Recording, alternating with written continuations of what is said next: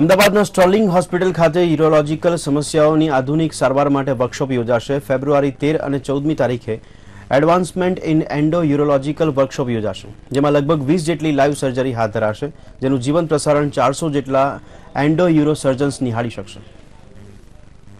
2 દિવસીય વર્કશોપમાં મુખ્યત્વે એન્ડો લેઝર સર્જરી મદદથી ખાસ પથરીના રોગમાં દર્દીઓને લાભ થશે। પથરીની બીમારીના નિદાન માટે વિભિન્ન પ્રકારની પદ્ધતિનો ઉપયોગ કરી દર્દીઓને સારવાર આપવામાં આવે છે, પણ આ લેઝર ટેકનિક દ્વારા દર્દીને વાટકાપ વગર નહીવત ઇન્ફેક્શન અને ઝડપી રિકવરી પ્રાપ્ત થશે। આ 2 દિવસીય વર્કશોપમાં દેશ વિદેશના 400 જેટલા એન્ડો યુરો સર્જન, 30 જેટલા રાષ્ટ્રીય સ્તરના ડોક્ટરો અને 9 જેટલા આંતરરાષ્ટ્રીય સ્તરના નિષ્ણાંતો પણ ઉપસ્થિત હશે।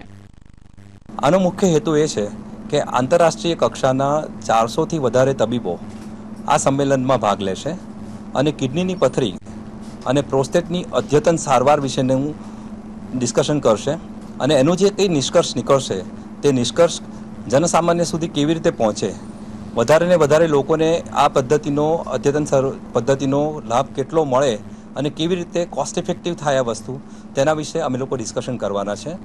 20થી વધારે લાઈવ સર્જરીનું સ્ટર્લિંગ હોસ્પિટલ ખાતેથી નિઃશુલ્ક આંતરરાષ્ટ્રીય ખ્યાતનામ ડૉક્ટરો દ્વારા ઓપરેશન કરવામાં આવશે અને તેનું live telecast Gujarat university convention centre ખાતે કરવામાં આવશે કે જ્યાં દેશભરમાંથી આવેલા વિવિધ તબીબો એના વિશે એનું ડિસ્કશન કરશે।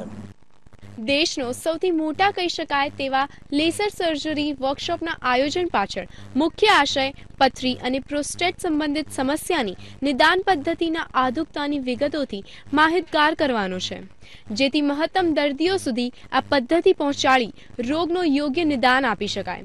કેમેરામેન નિલેશ મકવાણા સાથે રવિ દીક્ષિત, અમદાવાદ।